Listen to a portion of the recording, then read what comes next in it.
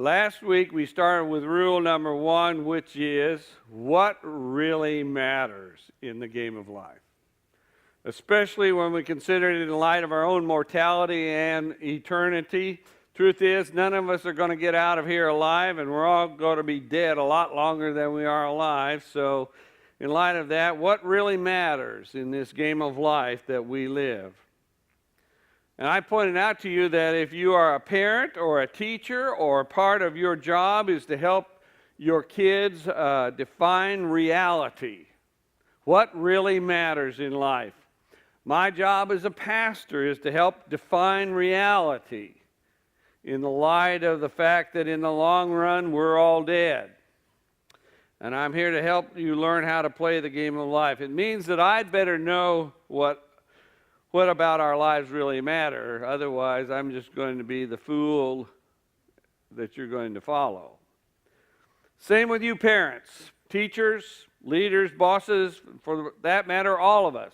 What really matters is our relationship with God first, and our relationships with other people second, and how we live our lives. That's what I talked about last week. Today, we need to look at the concept of keeping score in the game of life, because we all do it in one form or another. Now, since life is much like a game, or maybe a lot of our games are just a reflection of what life is really about, we are all scorekeepers, every last one of us. Now, I'm a gamer as well, and I know that in every game there is a scoring system. In games like Monopoly, which we talked about last week, the person with the most money and property wins the game. So it is in the business world. Money and property become the scoring system. So in politics, it's really about power. That's a scoring system. In other games of life, might be fame or beauty. In sports, it is the score. And keeping with the theme of the day, Vince Lombardi once said, if you're not keeping score, you're just practicing. And there's great truth in that statement in all aspects of life, including the game of life. If you aren't keeping score, you're just practicing. When it comes to sports like football and baseball and basketball, the first question you ask is, what's the score? The score defines reality. And as I said last week, part of my job is to help define reality. All games involve scorekeeping. Depending on how you define reality determines how you keep score in that particular game. And depending on the game, also defines how you see the world. There's such a difference between games such as football and baseball. I got a friend of mine, he has now gone to the other side. He's no longer in the game of life, but I want him to help me define to you the difference between baseball and football.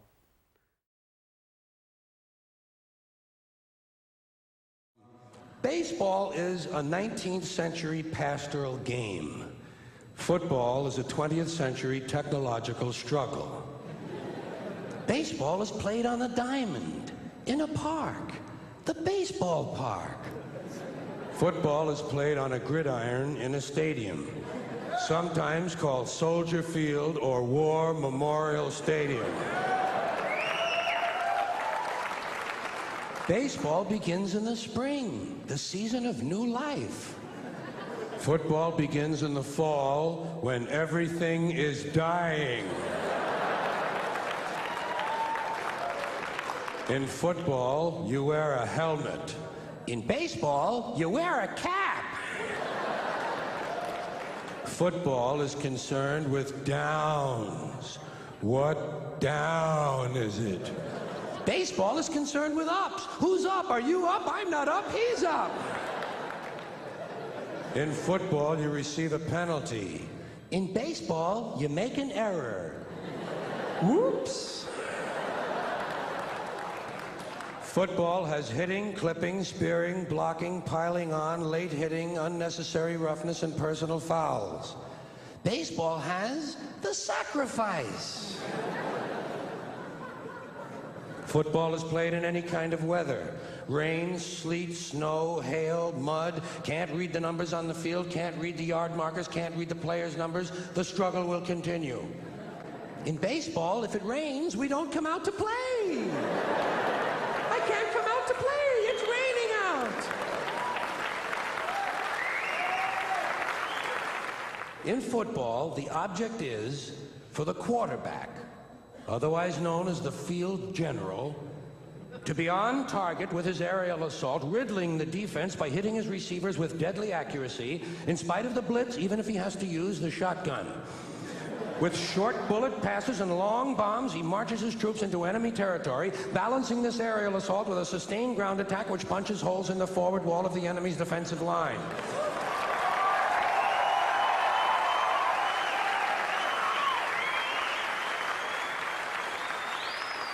In baseball, the object is to go home and to be safe. I hope I'll be safe at home. Safe at home. I said, this defines reality. These two games are different. All games involve scorekeeping. Which achievements count? What do you do to win? Most games are won with a high score. Then there is cricket. Last summer, I watched a cricket game on TV. Have you ever watched a cricket game? The British keep score, but the truth is no one has figured out how they keep score, or for that matter, why they keep score. As I said, most games are won with a high score. Then there is golf. This is another strange game that came from Scotland. And I'm going to let another person who has already left the game of life explain to you about golf. That's how they could invent golf. They could have a couple of Guinness, and then the next thing you know, here's my idea for a sport. I knock a ball into a gopher hole. Oh, you mean like pool? No, forget pool. Not with a straight stick. A little broken stick. I whack a ball into a gopher hole. Oh, you mean like croquet? Ah, no, not croquet. That's a pussy sport. I put the hole hundreds of yards away. Oh, kind of like a bowling alley. Oh, no way. I put shit in the way. I put stuff in the way like trees and bushes.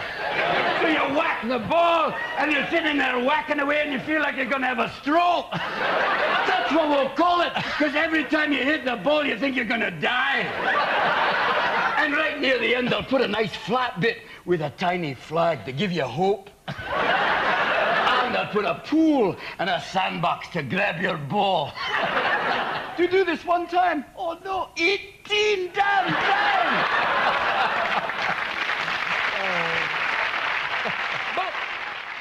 We're all scorekeepers in one form or another. Some people are win-lose people. That is, they define reality this way. For me to win, you have to lose. Then there are those who are lose-win people. And the only way they see the world is as a victim. They lose, the world wins. Everybody else wins. Then some people are lose-lose people.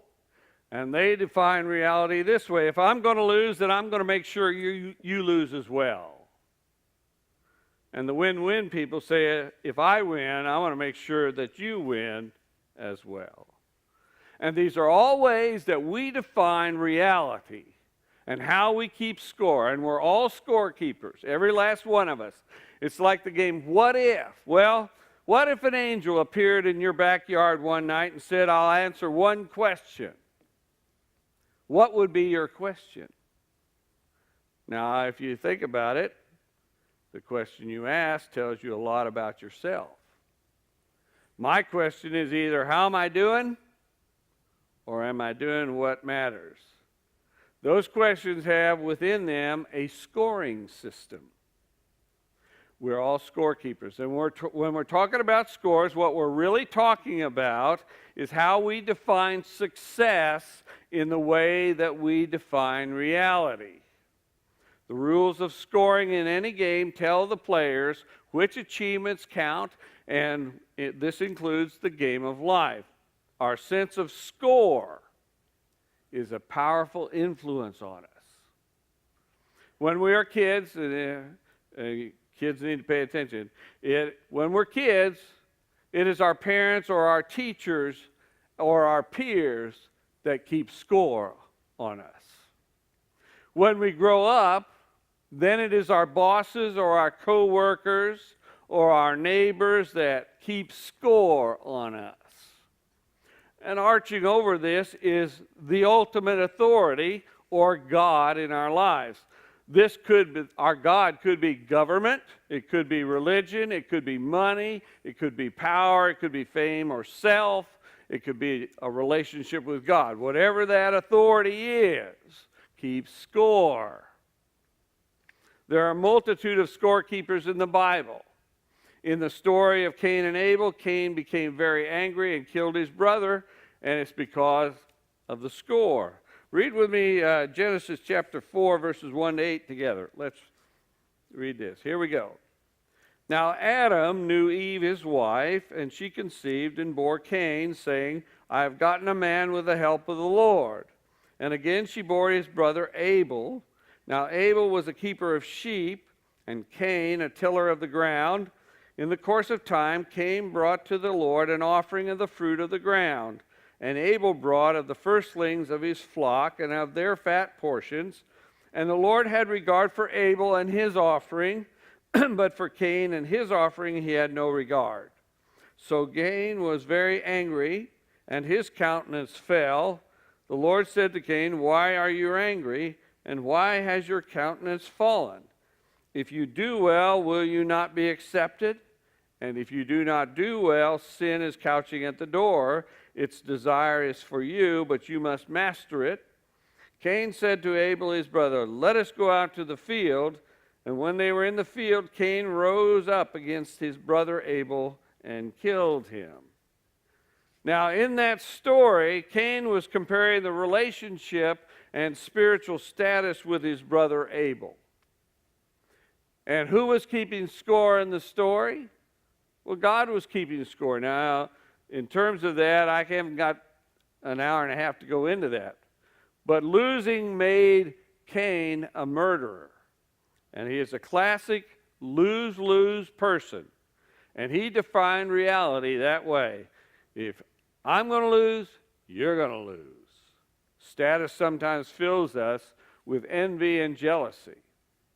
When you read the story of Jacob in Genesis, he ends up in a marriage to two sisters, and there's all kinds of strife because of comparisons filled with envy and jealousy. The way the entire family of Jacob defined reality is the way that they kept score with one another. It almost cost Joseph his life to be the family favorite. I'm doing this study in 1 Samuel on Wednesday nights right now that has to do with David and Saul. And Saul became very jealous of David when the people were praising David. And I talked about this last Wednesday night. Let's read Samuel 18, 7-9. And the women sang to one another as they made merry. Saul has slain his thousands, and David his 10,000s. And Saul was very angry. And this saying displeased him. He said, They have ascribed to David 10,000s, and to me they have ascribed thousands. And what more can he have but the kingdom? And Saul eyed David from that day on. This is where I picked up last Wednesday night, but what do you think? How was Saul keeping score here? How was Saul defining reality?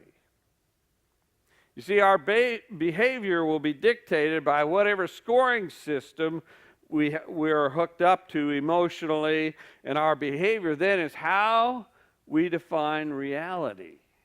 The scoring system is one of comparison.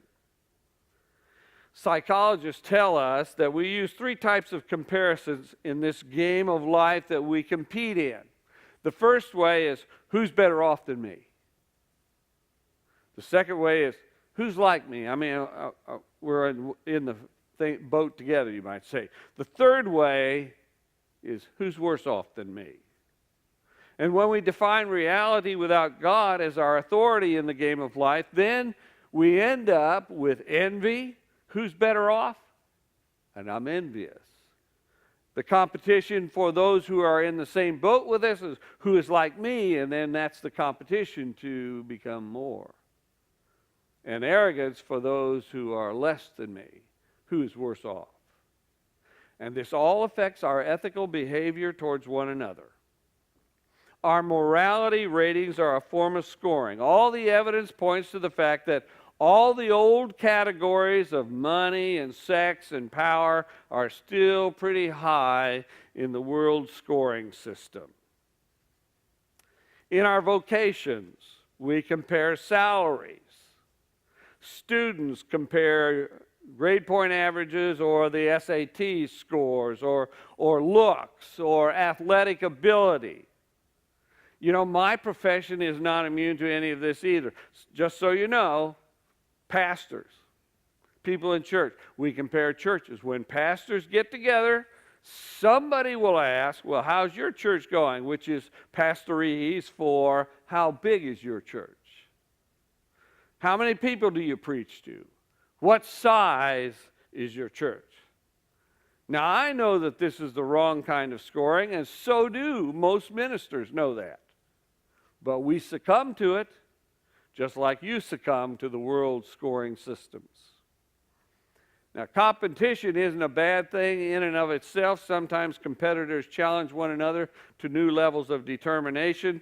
I grew up with like Joe Frazier and Muhammad Ali in the boxing game, or maybe Magic Johnson and Larry Bird in the basketball game. Competition sometimes causes us to excel where we might not, but competition becomes poisonous when it gives rise to envy and jealousy.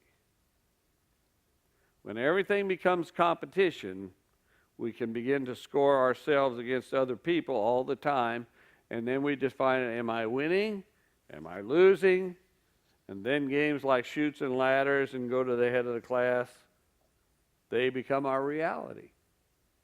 We define reality as our idea of happiness. In marriage, it might be to win the girl or the guy everybody wants, and that person becomes a trophy of sorts. In school, it might be to get better grades than everyone else rather than actually learning just to get the better grades. In business or the job place, it's always climbing that ladder of success by working harder. And then the game, well, if you do that, disregards family and God, and reality is defined by climbing that ladder of success. Which brings me to the real question of the day. How does God keep score?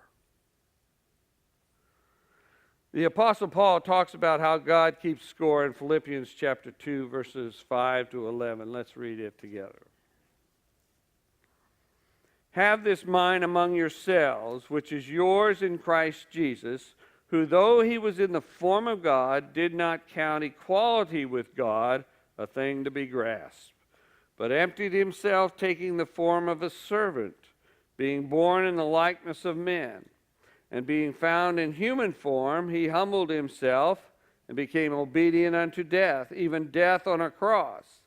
Therefore God has highly exalted him and bestowed on him the name which is above every name, that at the name of Jesus every knee should bow, in heaven and on earth and under the earth, and every tongue confess that Jesus Christ is Lord, to the glory of God the Father. The life story of Jesus is one of descending into greatness. You might say he was at the top of the company, but he did not consider it a thing to hold on to. And Jesus gave up the right to have things his own way. He became a servant.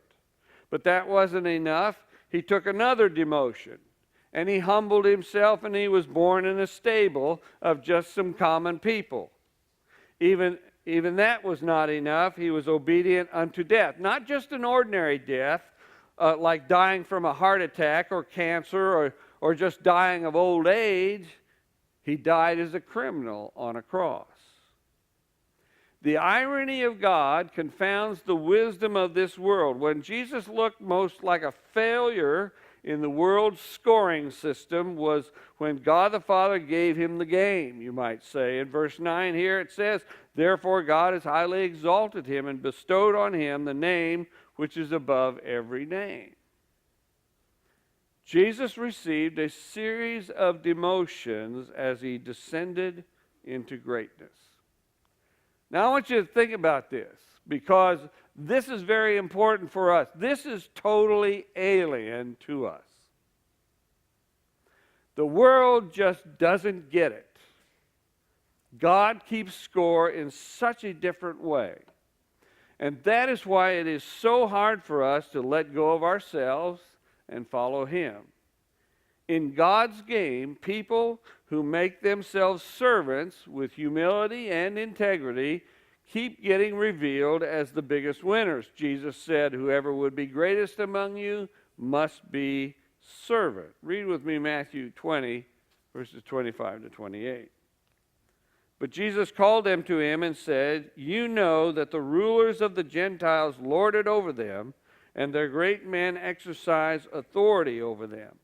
It shall not be so among you, but whoever would be great among you must be your servant, and whoever would be first among you must be your slave, even as the Son of Man came not to be served, but to serve, and to give his life as a ransom for many." Now this is how God keeps score, and as I say, it is totally alien from us. The world doesn't get it, and a lot of times we don't get it, because it is an odd scoring system. How hard it is to define reality like this.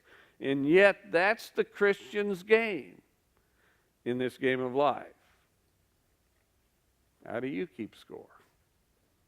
Let's pray.